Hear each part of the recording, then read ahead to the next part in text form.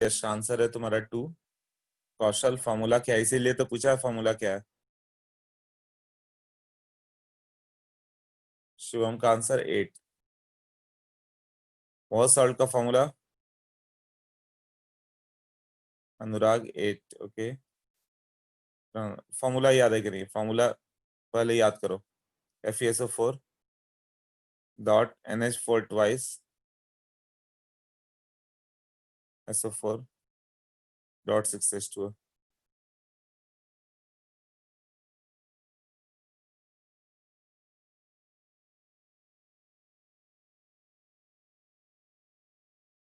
हाँ बताओ, double salt है।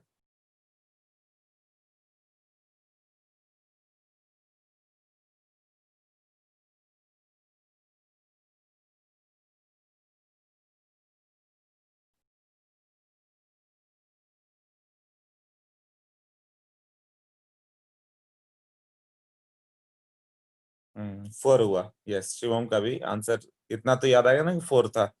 टोटल चार्ज ऑन कटायन या टोटल चार्ज ऑन एनायन लेते, या एनायन लेते थे ना। कटायन दो है तुम्हारे पास, एक Fe2+ और एक NH4++। ये दोनों ऐड कर दो, टोटल चार्ज कितना हो गया? एन फैक्टर 4 का होगा ना। या फिर एनायन ही देख लो, एनायन भी कितना होगा। ये तो वाटर है, तो इस पे कटायन एनायन नहीं है। एलम क्या क्या था एन फैक्टर?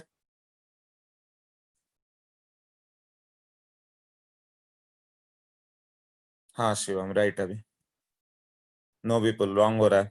ये सब किया हुआ है क्वेश्चन, ये सब बुकलेट के क्वेश्चन हम लोग के एन फैक्टर के। नो, विपुल रॉन्ग, अनुराग का भी रॉन्ग, केवल शिवम का राइट है। हाँ कौशल, अमितेश, अब सबका राइट आ रहा है। ओके, नहीं सबका नहीं, अभी भी 3-4 आंसर ही में। हाँ मुबीन का भी राइट है अभी।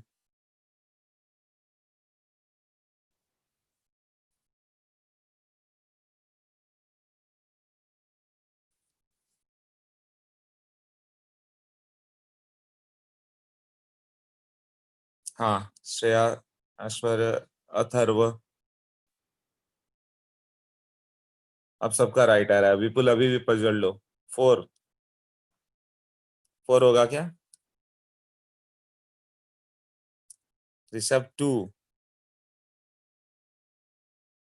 K2SO4 dot Al2SO4 thrice dot 24H2O, यही था ना। लिथियम एलम नहीं बनाता, ये बार बार क्वेश्चन आता है। कौन सा एस ब्लॉक एलिमेंट एलम नहीं बनाता? लिथियम है, स्मॉल साइज। ये था ना। एस ब्लॉक भूल रहे हो तुम लोग? एस ब्लॉक भी पढ़ा रहा था, फॉर्मूला तो याद आता है। वहां भी ये क्वेश्चन दिखेगा, N factor equivalent mass. Total charge कितना दिख रहा है?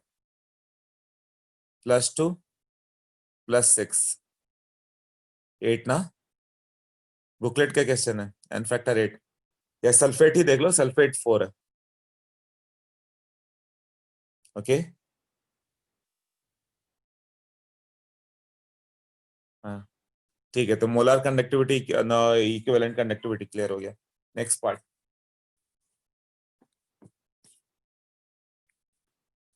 अब देखो, तो variation of conductivity and molar conductivity with the change in concentration क्या होगा?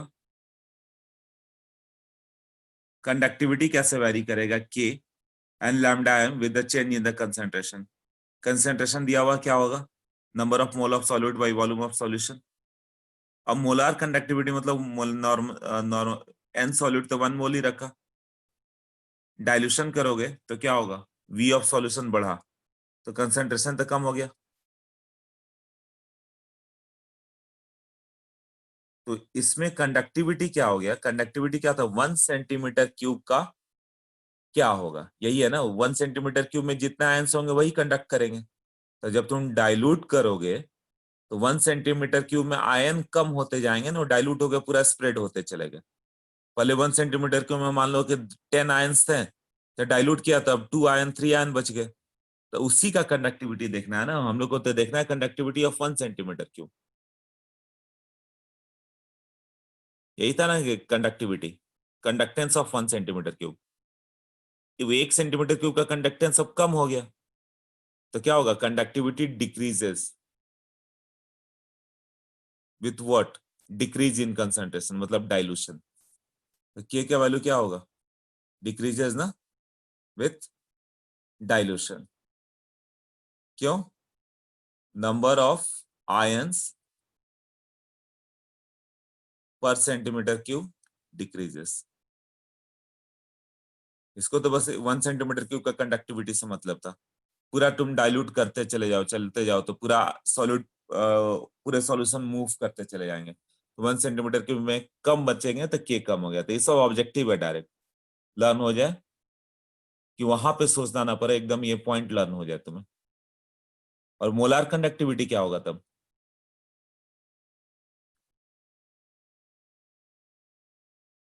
मोलार कंडक्टिविटी को इससे मतलब नहीं था कि आयंस कम है कि ज्यादा हो, तो वही 1 मोल का लेना है ना। 1 मोल जितना दूर फैलाओ उसको मतलब नहीं है, 1 मोल कितना कंडक्ट करेगा। तो डाइल्यूशन से क्या फर्क पड़ गया, उसके तो आयंस कम हुए नहीं, वो तो पूरे 1 मोल का ही ले रहे हो। हाँ, बट उससे क्या होगा, यदि अट्रैक्शन फोर्स दोनों के बीच में वीक पड़ जाएगा। यदि स्ट्रॉन्ग इलेक्ट्रोलाइट है तो क्या हो जाएगा, स्ट्रॉन्ग इलेक्ट्रोलाइट है जैसे NaCl KCl वगैरह, तो उसके बीच में 100% पहले से आयनाइज है, बट डाइल्यूशन करोगे एक आयन और दो आयन के बीच में, एक आयन दोनों आयन के बीच में इंट्रैक्शन बिल्कुल जीरो होते जाएगा। K+ और Cl- एक दूसरे से बहुत दूर होंगे, एक दूसरे को हिंड्रेंस नहीं करेंगे, तो कंडक्टिविटी मतलब मोलार कंडक्टेंस तो बढ़ना ही है ना। तो molar conductivity increases with dilution for strong electrolyte. उसका रीजन क्या हो गया, KCl NaCl में वो तो 100% पहले ही से डिसोसिएट है, बट डाइल्यूट करने के बाद और बढ़ते जा रहा है क्योंकि inter ionic attraction decreases. But weak electrolyte का भी बढ़ता है, ऑसवाल्ड डाइल्यूशन लॉ। जैसे एसिटिक एसिड है तो पहले 2% ही आयोनाइज था, डाइल्यूट करोगे तो 5%, 10%, 20%, 90%, 95% ऐसे बढ़ते जाएगा ना। तो जब आयंस डिसोसिएटेड बढ़ते जाएंगे तो कंडक्टेंस बढ़ते जाएगा, तो molar conductivity increases with the dilution for strong electrolyte. क्यों, इंटर आयोनिक अट्रैक्शन तुम्हारा कम होता है, एंड फॉर वीक इलेक्ट्रोलाइट क्यों, उसमें नंबर ऑफ आयंस इंक्रीज होते जाता है, यही है ना। ओके, अब देखो क्या दिया हुआ मोलार कंडक्टिविटी में, when we add solvent in the solution number of ions per unit volume decreases, so conductivity decreases. जो पॉइंट मैं समझा रहा था वही दिया हुआ। But due to dilution, distance between ions, cations and anions increases. So due to less attraction, ions more easily what? Move towards the opposite nature electron. So conducting power of this increases. यही है हुआ ना, right. तो for strong electrolyte और weak electrolyte दोनों की हम लोग बात करें, तो वीक इलेक्ट्रोलाइट में क्या प्रॉब्लम हो गया, उसमें डाइल्यूशन से number of ions he increase हो गया। तो वही आगे डिटेल में दिया हुआ है कि क्या होगा स्ट्रॉन्ग इलेक्ट्रोलाइट के लिए, वीक के लिए। अभी तो एक सेंटेंस दिया गया है ना, molar conductivity increases. Strong electrolyte में क्या हो गया,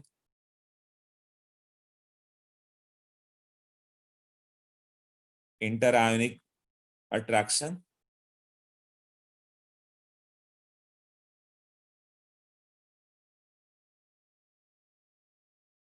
डिक्रीजेस। और वीक इलेक्ट्रोलाइट में नंबर ऑफ आयंस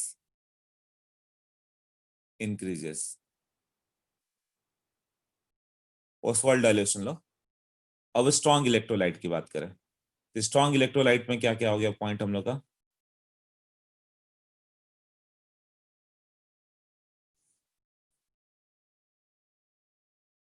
सी का वैल्यू कितना हो गया,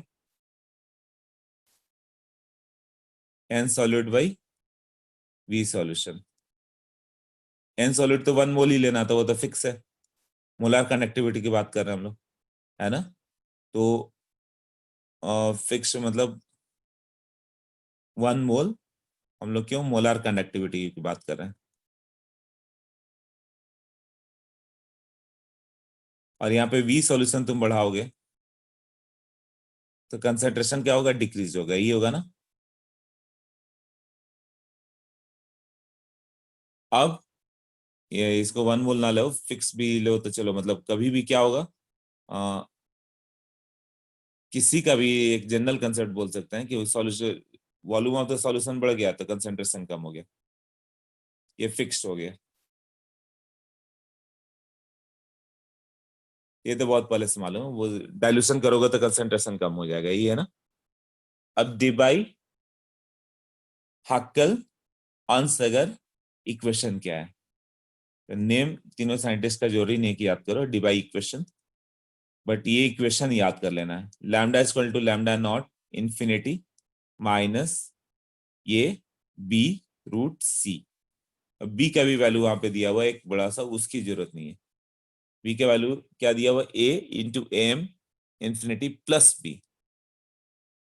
अब ए क्या हो गया, फॉर सॉल्यूट सॉल्यूट इंटरेक्शन, ये कहीं नहीं दिया हुआ बुक में तो ये लीव कर सकते हो। और बी क्या हो गया, फॉर सॉल्यूट सॉल्वेंट इंटरेक्शन। हाँ, तो उसके बाद जो बच गया ना, जो एनसीईआरटी में लिखा हुआ ना, वो हम लोग के लिए इंपॉर्टेंट है। Lambda M equal to lambda M infinity minus B root C. इस पे क्वेश्चन आते हैं। क्वेश्चन क्या आता है, मतलब ग्राफ एक पूछता है कि क्या रिलेशन होगा लैम्डा एम और रूट सी का। कौन सा इक्वेशन बनेगा लैम्डा एम और रूट सी का? लैम्डा एम को वाई मान लो, रूट सी को एक्स मान लो।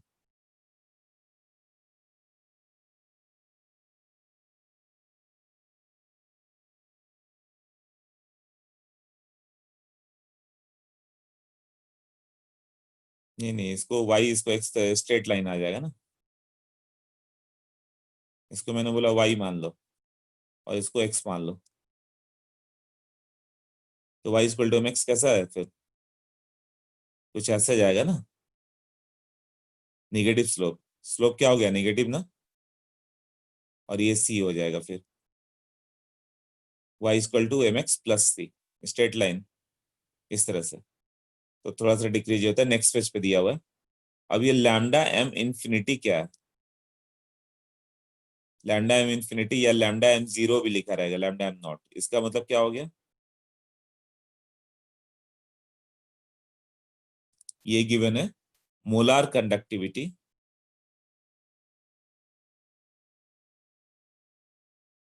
एट व्हाट, कंडक्टिविटी तो बढ़ना ही था, molar conductivity eight infinite dilution. Infinite dilution मतलब इतना ज्यादा वाटर डाल दो कि दो मतलब एक वैल्यू लिमिटिंग पे पहुंच जाएगा।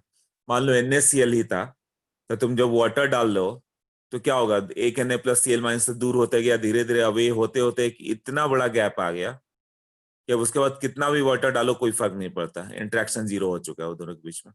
तो उस समय वैल्यू कांस्टेंट आने लगे, इसको लैम्डा नॉट ये बोल देंगे, इन्फिनिटी वाला पार्ट। ये क्लियर हुआ? ओके। और लैम्डा नॉट जीरो क्यों बोल रहे हैं? डाइल्यूशन जीरो होगा, इसका मतलब ऑलमोस्ट जीरो कंसेंट्रेशन। तो ये जीरो का मतलब ये था, जीरो कंसेंट्रेशन। इन्फिनिटी मतलब इनफाइनाइट डाइल्यूशन, या जीरो इनफाइनाइट डाइल्यूशन मतलब बहुत पानी डाल दिया तो कंसेंट्रेशन ऑलमोस्ट जीरो हो गया। तो ये लिमिटिंग वैल्यू हो गया, तो उसको लैम्डा एम इंफिनिटी या लैम्डा एम जीरो दोनों लिखा रहेगा बुक में। ओके,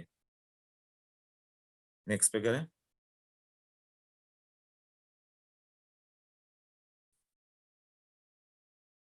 अभी कितना होगा, लैम्डा एम इंफिनिटी और यहाँ से रूट सी का इक्वेशन ले लो, तो कैसे होगा? यहाँ पे लैम्डा लैम्डा एम की बात कर रहे थे हम लोग, तो ये लिमिटिंग वैल्यू हो गया, और यहाँ से ये इस तरह से ऐसे जाएगा। क्यों? लैम्डा एम इक्वल टू अभी जो बताया, lambda M infinity minus B root C. ये एक्स एक्सेस, ये वाई एक्सेस, ये सी, और ये एम, ये इस तरह से आएगा स्लोप। क्लियर हो गया अभी? Now for weak electrolyte, weak electrolyte के लिए क्या हो जाएगा, कंसंट्रेशन डिक्रीजेस। तो बात तो वही है, नंबर ऑफ सॉल्यूट और वी सॉल्यूशन हो गया। बट जो सॉल्यूट मतलब जो हम लोग का जो आयंस कंडक्ट कर रहे हैं, जैसे एसिटिक एसिड 95% डिसोसिएट नहीं हुआ तो उसकी तो बात ही नहीं कर रहे, वो तो कंडक्ट ही नहीं करेगा। जो 5% डिसोसिएट हो गया एसिटेट आयन और H+ में, उसकी बात कर रहे हैं हम लोग। तो सॉल्यूट वो जो आयनाइज हो चुका है, ये number of ions he change होते जाएगा, यही 2%, 3%, 4%, 5% बढ़ते बढ़ते 90, 95, 100 तक जाने लगता है।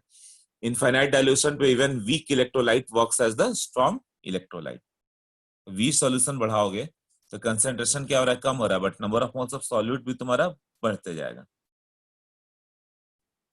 हाँ, तो इसमें क्या हो गया, नंबर ऑफ आयंस क्या होगा डाइल्यूशन करोगे तो increases, number of ions increases. तो डाइल्यूशन से क्या होगा, तुम्हें तो 1 मोल ही दिया था, 1 मोल को डाइल्यूट करोगे तो आयंस बढ़ते जाएगा, तो लैम्डा एम या लैम्डा इक्विवेलेंट क्या हो गया, बढ़ते जाएगा ना, right. But number of ions per unit volume वो क्या होगा, डिक्रीजेस। मतलब के का वैल्यू क्या हो गया, डिक्रीजेस। के तो वही था ना कि पर यूनिट वॉल्यूम क्या है, पर यूनिट वॉल्यूम ही कम होते गया ions, dilution effect of dilution ज्यादा पड़ गया। तो अब ये लैम्डा एम और रूट सी का अब ग्राफ करें तो रूट सी क्या होगा, जब डाइल्यूट करोगे तो क्या होगा, कंसंट्रेशन कम होगा, तो लेफ्ट हैंड साइड आ रहा है। यहाँ पे क्या होगा, रूट सी मतलब इफेक्ट ऑफ डाइल्यूशन समझो, जब तुम डाइल्यूट करोगे तो कर्व इधर आएगा, डाइल्यूशन करने पे कर्व किधर जाएगा, लेफ्ट हैंड साइड ना, डाइल्यूशन करोगे तो लेफ्ट जाएगा, तो ये वैल्यू बढ़ते चला गया था। यहाँ भी डाइल्यूशन करोगे तो क्या होगा, रूट सी इधर बढ़ रहा है ना, और डाइल्यूशन करने पे ये लेफ्ट हैंड साइड में आएगा कर्व। तो ये क्या होगा, कंसंट्रेशन बढ़ते जाएगा, बढ़ते बढ़ते एक सोचो कि एक ऐसा समय आ गया जब कितना आखिर डाइल्यूट कर पाएंगे हम, एक लिमिट है ना, 1000 लीटर, 2000 लीटर, 5000 लीटर, और उसके बाद ये वैल्यू अप्रोच करते हुए कहाँ पे जाएगा कैसे मालूम करें, तो इसका प्रैक्टिकल वैल्यू नहीं आ पाता। ये तो स्ट्रेट लाइन था, इसको एक्स्ट्रापोलेट कर दिया। इसमें क्या होगा कि लास्ट में हम लोग एक्स्ट्रापोलेट कर देते हैं इस पॉइंट पे, तो मालूम चल जाता है कि ये कर्व यहाँ पे जा रहा था ऐसे, बी रूट सी, तो यहाँ पे एक्स्ट्रापोलेट करके अच्छा ये यहाँ पर आ रहा है ऐसे। क्लियर हुआ, मतलब यहाँ से करेंगे तो ये वैल्यू यहाँ से यहाँ तक एक्स्ट्रापोलेशन से मालूम चल गया, क्योंकि स्ट्रेट लाइन आ रहा था, कहाँ पे कट कर रहा था मालूम चल रहा था। अब ये तो इस तरह से हाइपरबोला टाइप जा रहा था, तो कहाँ पे कट करेगा मालूम ही नहीं चल रहा था। तब इसका मेजरमेंट, इस पे इंपॉर्टेंट क्वेश्चन आता है, कोलरॉस लॉ ने बताया कि कैसे करना है। वही हम लोग का लास्ट टॉपिक है, कोलरॉस लॉ। अब देखो,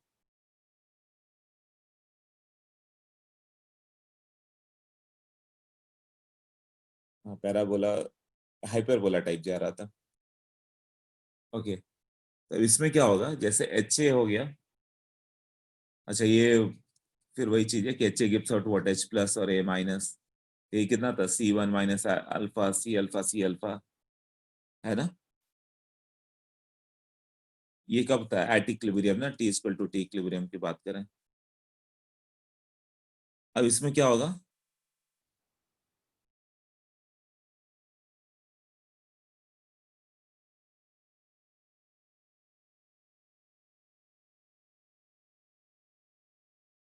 ए, ये कितना होगा, ए इक्वल टू सी अल्फा होगा ना। तो डाइल्यूशन करोगे तो क्या होगा, डाइल्यूशन करने पे अल्फा का वैल्यू इंक्रीजेस, डाइल्यूशन करोगे तो सी का वैल्यू डिक्रीजेस। ये डिक्रीज हुआ, ये इंक्रीज हुआ, तो ए स्टार को क्या बोलेंगे, ओवरऑल वैल्यू।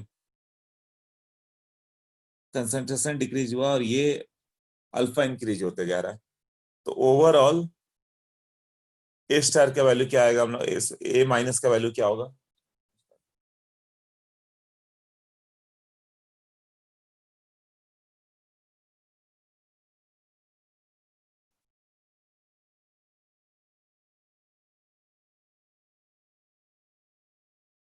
ये डिक्रीज होता है।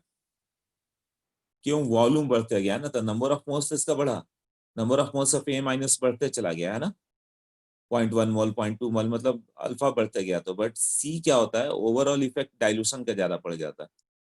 जब बहुत ज्यादा डाइल्यूशन करोगे तो पर litre A, number of moles of A minus पर लीटर वो डिक्रीज हो जाता है। ओके, यार इसका इंपॉर्टेंस नहीं इस पॉइंट का, तो ये लर्न कर लेना, ऐसा होता है डाइल्यूशन से अल्फा बढ़ गया, सी डिक्रीज हो गया और ए ओवरऑल डिक्रीज हो गया। अब इसमें एक पॉइंट दिया हुआ कि practically we are unable to measure lambda M accurately for weak electrolyte. तब इसके लिए कोलोस ने एक लॉ बताया था, वो देखो,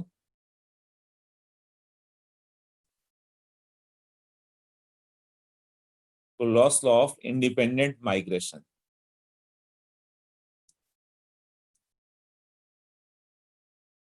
इंडिपेंडेंट माइग्रेशन ऑफ आयन।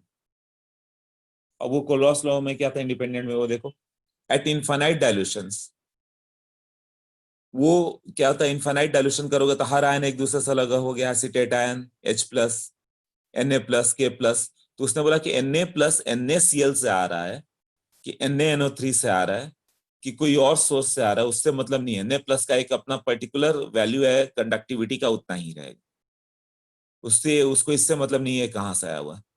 जैसे H2SO4 ले लो, HCl ले लो, HNO3 ले लो, तो H प्लस का इनफाइनाइट डाइल्यूशन पे हर H प्लस का अपना सेम कंडक्टेंस होगा। तो वही लिखा ना, eight infinite dilution ions move freely, means movement of ion does not depend on the presence of other ions. को आयंस पे डिपेंड नहीं करेगा कि वो NaCl था कि NaNO3 था, और वो Cl माइनस से आया कि NaNO3 माइनस उसके साथ था, जो भी साथ था सब दूर हो चुके हैं डाइल्यूट करने पे, इनफाइनाइट डाइल्यूशन होने पे। तो Na प्लस का एक अपना कंडक्टेंस है, अपना कंडक्टिविटी होता है, वो इंडिपेंडेंट है जो भी लिया गया है इलेक्ट्रोलाइट। तो molar conductivity of an electrolyte at infinite dilution is sum of what, conductivity of its constituent ions, है ना। उसने बताया कि जैसे लैम्डा एम HCl ले लो, लैम्डा एम तो नीचे लिखना था, हाँ भी लैम्डा एम HCl का ले लो, कब इनफाइनाइट डाइल्यूशन या जीरो लिख दें, या इंफिनिटी या जीरो दोनों चलता है। तो अब कितना होगा, ये lambda M infinity H plus plus lambda M infinity ये Cl माइनस, ऐसे करेंगे ना।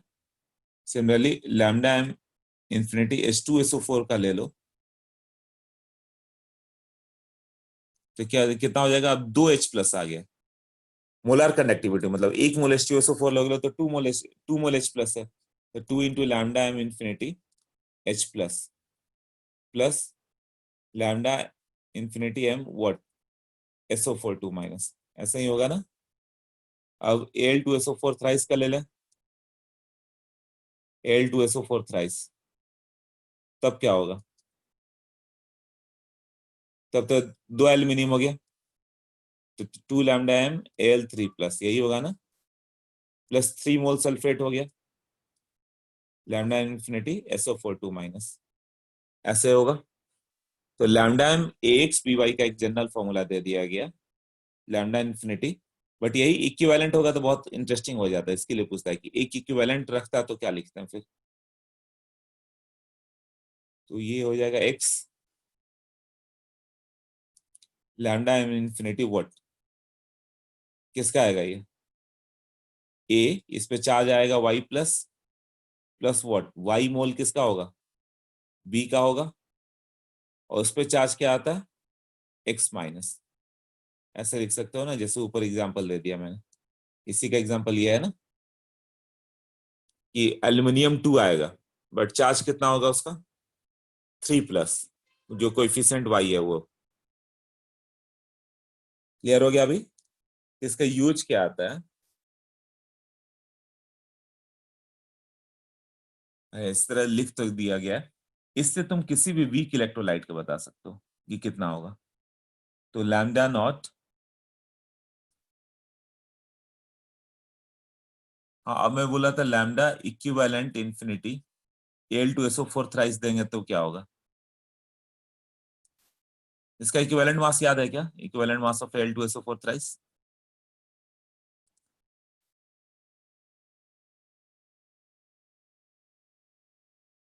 टोटल बाई 6 करना था ना, 2 × 27 प्लस 3 × 96 बाई टोटल चार्ज 6 ना, ये 27/3 प्लस 96/2 आया था।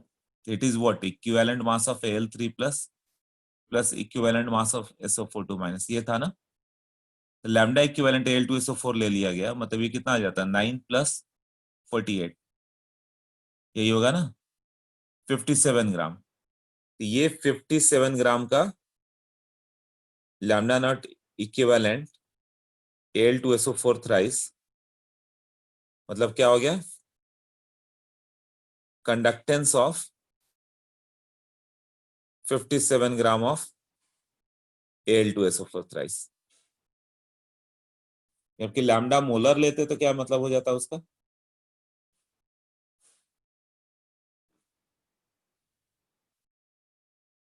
एक मोल का, एक मोल कितना हो जाता, कंडक्टेंस ऑफ 2 × 27, मतलब 54 + 96 × 3, जितना भी आ रहा है छोड़ो, 54 × 96 × 3 gram of what, Al2SO4 thrice. यही था ना, दोनों में रिलेशन कितने क्या टाइम का था, ये बताया था कि लैम्डा मोलर Al2SO4 थ्राइस बोले तो वो 6 time lambda equivalent Al2SO4 thrice होगा। तो यहां जब इक्वेशन लिखना होगा तो क्या ऐसा लिखेंगे क्या, 2 × lambda naught equivalent Al3 +3 × lambda infinity equivalent SO4 2-, ये राइट है कि रॉन्ग है?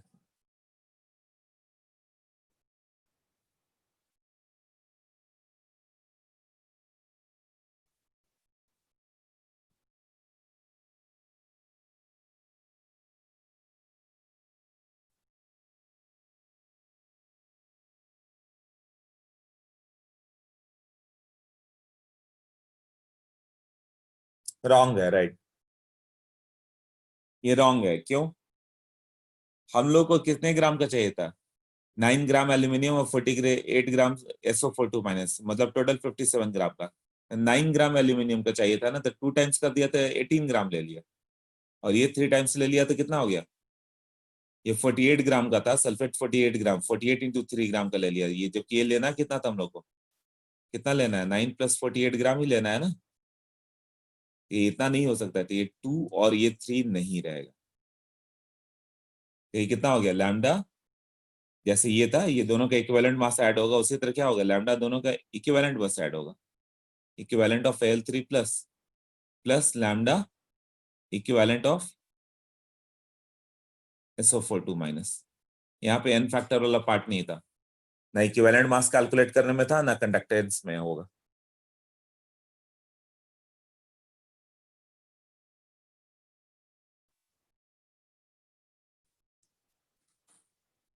ओके, क्लियर हुआ ये सबको?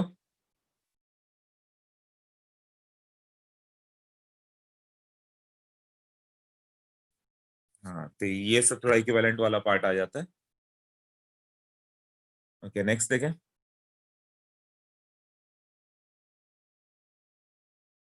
आज और एक लेक्चर है ना तुम्हारा, कितने बजे से वो,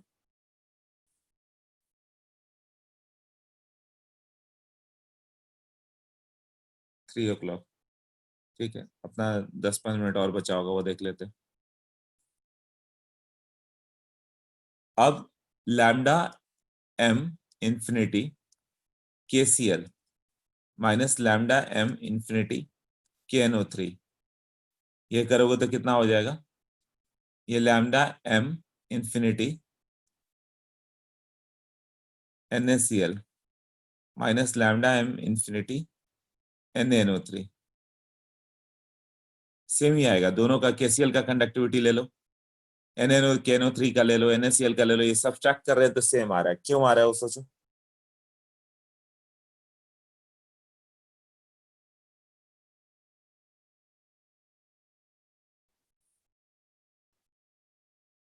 सोचो क्यों हो रहा है वो।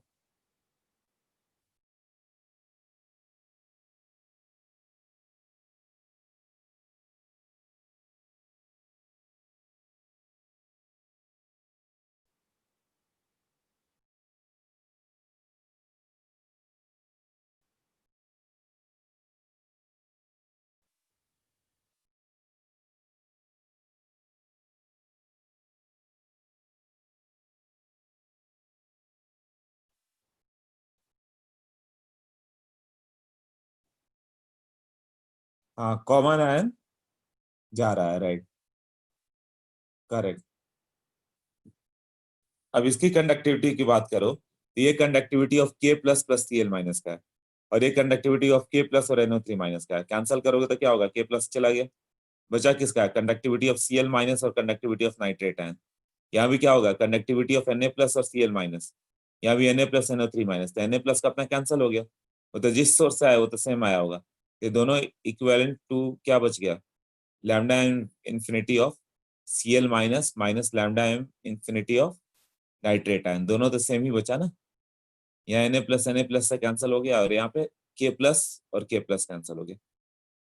इसको K प्लस Cl माइनस लिख सकते थे, lambda M K plus plus lambda M Cl minus, इसको lambda M K plus lambda M NO3 minus, lambda M Na plus lambda M Cl minus, lambda M Na plus NO3 minus, तो cancel हो गया, बस ये बच गया, तो fix है।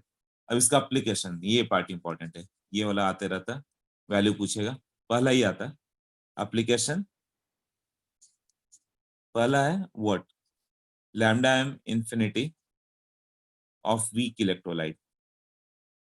इससे तुम किसी वीक इलेक्ट्रोलाइट का बता सकते हो, जैसे एसिटिक एसिड, लास्ट में वो कैसा जा रहा है, हाइपर बोला जा रहा है, मालूम ही नहीं चल रहा कहाँ कट करेगा, बट अब बता सकते हैं हम लोग, lambda M infinity acetic acid, practically measure ही नहीं कर पा रहे थे, डाइल्यूट करते करते वो कितना पी जाएगा वो मालूम नहीं है, बट इसको हम लोग ये लिख सकते हैं ना कि इन्फिनाइट डाइल्यूशन पे ऑलमोस्ट 100% आयोनाइज हो सकता है। ये क्या होगा, acetate ion plus lambda M infinity H plus को लॉस लॉस ऐसे तो लिख ही सकते हैं, दोनों का अपना अपना कंट्रीब्यूशन है, ऑलमोस्ट 99.9% दोनों डिसोसिएट हो चुका है। तब इसको क्या करें हम लोग, इसमें हम लोग एक स्ट्रॉन्ग इलेक्ट्रोलाइट लेने की कोशिश करें, तो lambda M infinity Na plus को ऐड कर दें, और Na प्लस को क्या कर दें, सब्ट्रैक्ट भी कर दें। तो ये बहुत आएगा क्वेश्चन, ऐसा बहुत सारे होंगे। Na प्लस ऐड सब्ट्रैक्ट कर दो, बट फिर भी ये तो एक स्ट्रॉन्ग इलेक्ट्रोलाइट बन गया ना, लैम्डा एम CH3CONA, ये तो सॉल्ट है, इसका 100% नोन है प्रैक्टिकली, और यहाँ पे भी एक स्ट्रॉन्ग इलेक्ट्रोलाइट बनाना है हम लोग को। तो क्या करें ना हम लोग, जैसे क्वेश्चन में Cl माइनस दिया है तो Cl माइनस को ऐड और सब्ट्रैक्ट कर दो, या Br माइनस दिया तो Br माइनस को ऐड सब्ट्रैक्ट कर दो। हम लोग क्या बोलते हैं, लैम्डा इन्फिनिटी एम, यहाँ पे Cl माइनस को ऐड करो, और lambda infinity M Cl minus को सब्ट्रैक्ट करो, तो क्या आ जाएगा यहाँ पे, ये NaCl माइनस हो गया, और ये दोनों का HCl का ऐड हो गया। तो ये बस इतना ही सिंपल क्वेश्चन आता है, इन्फिनिटी एम एम, यही सबसे इंपॉर्टेंट वाला क्वेश्चन है इसका। CH3CONA में ऐड कर लोगे, लैम्डा एम क्या आ जाएगा, इन्फिनिटी HCl आ जाएगा, minus lambda M infinity NaCl, तो ये तीन के टर्म में तुम्हें क्या वैल्यू पूछेगा ना, lambda M infinity acetic acid पूछा रहेगा तुमसे, ये पूछा रहेगा, और ये तीन का वैल्यू नोन है, तो तुम्हें इसके टर्म में लाना पड़ेगा। कैसे किया मैंने, इसको ब्रेक करो, CH3CO माइनस H प्लस, ये दो का फॉर्म में चाहिए था, फिर देखा कि Na प्लस NaCl और HCl का दिया हुआ वैल्यू, Na प्लस को ऐड सब्ट्रैक्ट करो, Cl माइनस को ऐड सब्ट्रैक्ट करो, फिर दोनों का एक एक सेट बनाते जाओगे, ये सेट हो गया CH3CONA का, ये HCl का सेट हो गया, और ये NaCl का सेट हो गया। ये पॉइंट क्लियर हो गया कैसे,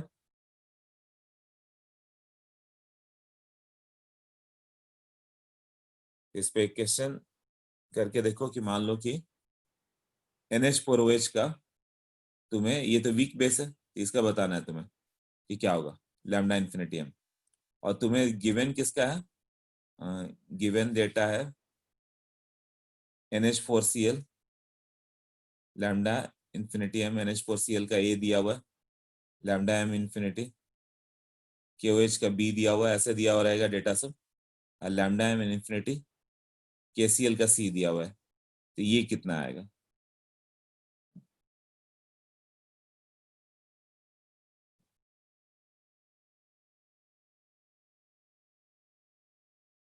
सोच लो, एक बार सोच लोगे तो हो जाएगा।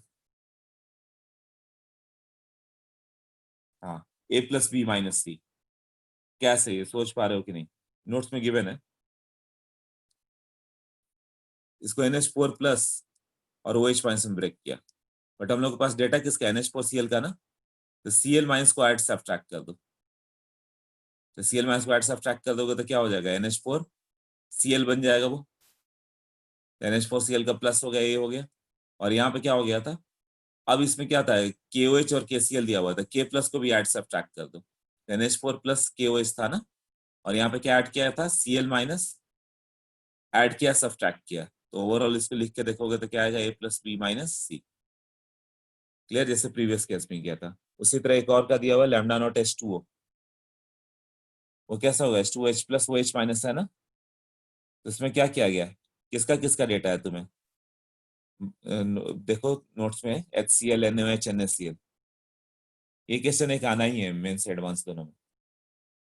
तो तुम्हें H plus OH minus break करो, उसमें क्या ऐड करोगे, NaOH का दिया था, Na प्लस ऐड और सब्ट्रैक्ट कर दो। उसी तरह Cl माइनस को ऐड और सब्ट्रैक्ट कर दो, तो एक HCl बन जाएगा, एक NaOH बन जाएगा, और एक NaCl माइनस में आ गया। क्लियर हो गया सबको अभी। हाँ, तो देखना इसमें बहुत सारे सम हैं। ओके, दूसरा, अब बाकी सब इसका इजी वाला पार्ट है, केवल फॉर्मूला बेस्ड। दूसरे में क्या हो गया कि डिग्री ऑफ आयोनाइजेशन, अल्फा का वैल्यू कितना होगा, lambda m by lambda m infinity. ये तो डायरेक्ट अल्फा क्या था, डिग्री ऑफ डिसोसिएशन अल्फा क्या था, कैसे मेजर करें कितना परसेंट डिसोसिएट हुआ। आयनिक इक्विलिब्रियम में अल्फा तो यूज करते हैं कि 5% डिसोसिएट है, 6% डिसोसिएट है, बट उसका मेजरमेंट यहीं से होता है। कंडक्टेंस मेजर कर लेते उस समय, और इनफाइनाइट डायलेशन पे कंडक्टेंस हम लोग मेजर कर ले कितना है, राइट। तो लॉस है, तो अल्फा का वैल्यू आ जाएगा तुम्हें। एक बार अल्फा आ गया तो उसके बाद के वगैरह पूछता था, के का वैल्यू कितना था, C alpha square by 1 minus alpha, वो तो वैल्यू आ जाएगा ना फिर, मतलब सी। और अल्फा का वैल्यू हो गया lambda m by lambda naught m, या लैम्डा इन्फिनिटी m, दोनों चलता है, 1 minus lambda m by lambda naught m। इसको सॉल्व करके के का वैल्यू आ जाता है, यही है ना। ओके, तो ये पेज देख लो, मेन ये फॉर्मूला आएगा तुम्हें, लैम्डा m गिवन होगा, लैम्डा m इन्फिनिटी गिवन होगा, और के का वैल्यू पूछा होगा, सी भी दिया रहेगा। तो बस फॉर्मूला याद आ जाए तो तुम्हारा काम हो जाएगा कि अल्फा का वैल्यू ये दोनों का रेशियो था, और के में पुट कर देना C alpha square by 1 minus alpha, बस हो जाता। यही था ना। ओके, उसके बाद उसने एक कर्व ड्रॉ किया है, वो नहीं आता कहीं पे, बट ये वही हो गया, इसको सॉल्व किया था, क्या हो गया, lambda square by lambda m infinity by lambda infinity minus lambda m equal to K by C, यही है ना।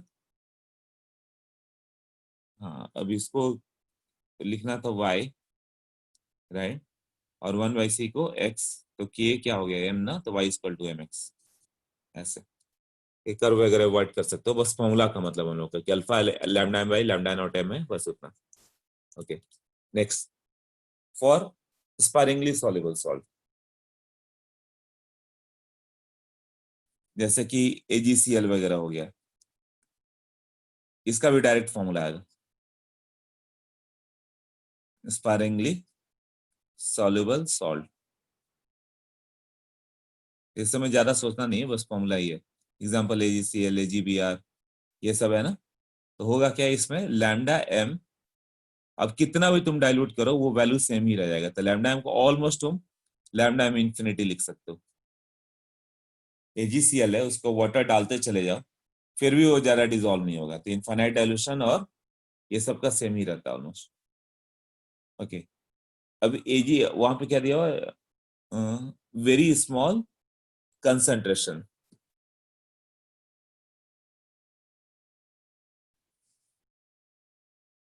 एसिटिक एसिड वगैरह के क्या था ना, 100% आयोनाइज हो जाता था।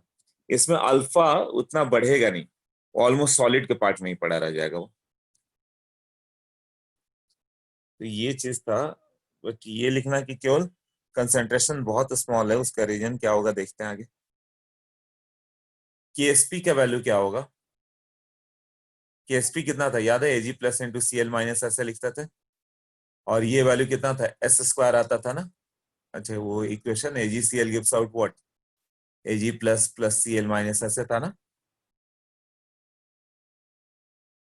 हाँ, तो KSP AgCl कितना आ जाएगा हम लोग का, S स्क्वायर के टर्म में आ जाएगा, और S को क्या लिखोगे, वो सॉलिबिलिटी है, S तो सॉलिबिलिटी है ना। हाँ, तो यहाँ लैम्डा m गिवन है, या लैम्डा नॉट इन्फिनिटी दिया हुआ है, तुम्हें KSP निकालना होगा, उसको कैसे करोगे फिर, सी स्क्वायर करके आएगा। अब नीचे देखो वहां पे उसको डिराइव किया हुआ है, लैम्डा लैम्डा एम का वैल्यू कितना होगा, एडिटिव प्रॉपर्टी क्या है, G solution equal to G solute plus G solvent, कहीं भी आएगा तो ये चीज ऐड करना पड़ेगा। कंडक्टिविटी ऑफ सॉल्यूशन कितना होता है, ये अभी आगे करेंगे। इस पे एक पॉइंट दे दिया है कि कभी भी दोनों का ऐड करके आता है, G solution plus G solvent दोनों का होगा, तो के सॉल्यूशन भी दोनों का होगा। किसी किसी क्वेश्चन में ही हो जाता है ये, के सॉल्यूशन के सॉल्यूट प्लस के सॉल्वेंट, वो तो दोनों मिलके क्या कंडक्ट किए वही होगा ना। Next, for non reactive solute present कितना हो जाएगा, जी सॉल्यूशन ओवरऑल सबको ऐड कर दो, सॉल्यूट प्लस सॉल्वेंट यही होगा ना। तो के एजीसीएल सॉल्यूशन ले लिया जाए, तब ये दो पार्ट है इसमें, दो इलेक्ट्रोलाइट है, एक एजीसीएल और एक वाटर, दोनों है ना, दोनों स्पारिंगली मतलब थोड़ा थोड़ा आयोनाइज होता है। तो के एजीसीएल आएगा प्लस के एच टू ओ भी आएगा यहाँ पे, ये होगा ना। तो के एजीसीएल कितना बच गया, ये होगा के एजीसीएल सॉल्यूशन माइनस व्हाट, के एच टू ओ। अब जब लैम्डा एम लिखना था हम लोग को, तो फॉर्मूला क्या था, के इंटू 1000/m, यही था ना। अब के क्या है, के जी सी एल इज के, ये वैल्यू। तो लैम्डा एम या लैम्डा नॉट इन्फिनिटी दोनों सेम है, यहाँ पे लैम्डा एम इन्फिनिटी भी लिख सकते हो, दोनों सेम ही है जो भी डेटा रहे। और के जी सी एल इंटू 1000/, यहाँ से क्या आ जाएगा हम लोग का, एम वाला पार्ट आ जाएगा। तो ये जो होगा एम का वैल्यू जो होगा उसको हम लोग सॉलिबिलिटी एस लिखेंगे। एम जो होता है मोलारिटी, एक्चुअली क्या हो जाएगा, वो एस के फॉर्म आ जाएगा। तो यहां से तुम्हें एस आ जाएगा तो के एस पी आ जाएगा, के एस पी एस स्क्वायर था, मोलारिटी आ जाए मतलब एस का वैल्यू आ जाए, लैम्डा एम नोन है, के नोन है, लैम्डा एम नोन है, के नोन है, तो एम आ गया, एम क्या है, एस है ना, सॉल्युबिलिटी। तो के एस पी का वैल्यू एस स्क्वायर करके आंसर आ जाएगा। ओके, अब एक पार्ट और बच गया बस, टाइट्रेशन का एक छोटा सा पार्ट है। हाँ, ये बीच वाला पार्ट आउट ऑफ सिलेबस है, आयनिक मोबिलिटी, ठीक है, वो नहीं दिया हुआ किसी बुक में, फिर भी देख लो लिखा हुआ था। आयनिक मोबिलिटी यू क्या होता है, यू का वैल्यू क्या होता है, velocity of ion by potential gradient, velocity of ion by potential gradient. तो जैसे 1.5 वोल्ट दिया हुआ है, 15 सेंटीमीटर का लेंथ हो गया, तो इसका वैल्यू कितना हो जाएगा,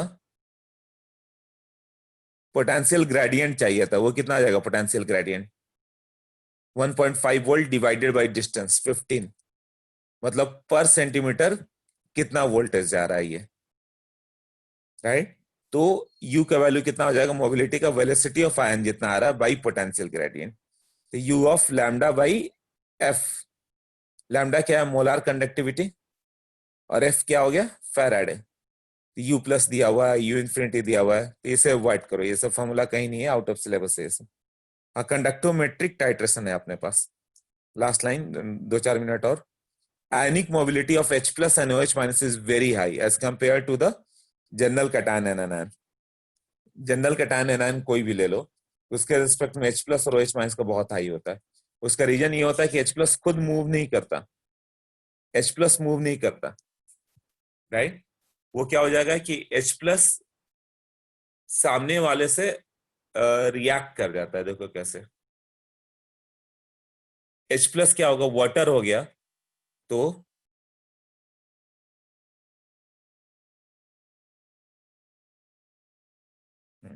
इसमें क्या होगा, जैसे H2 हो गया, HOH है, यहाँ पे HOH, और ये H3O प्लस है, ये प्लस आ गया था, अभी ये H3O प्लस मूव नहीं करेगा, वो अपना H प्लस ही ट्रांसफर कर देगा इधर, तो वो ये H3O प्लस बन गया, फिर ये अपना H प्लस दूसरे को ट्रांसफर कर देगा, फिर ये अपना H प्लस दूसरे को, सब आजू बाजू को ट्रांसफर करते चले जाते हैं, तो H प्लस तुरंत एक एंड से दूसरे एंड पे पहुंच जाता है।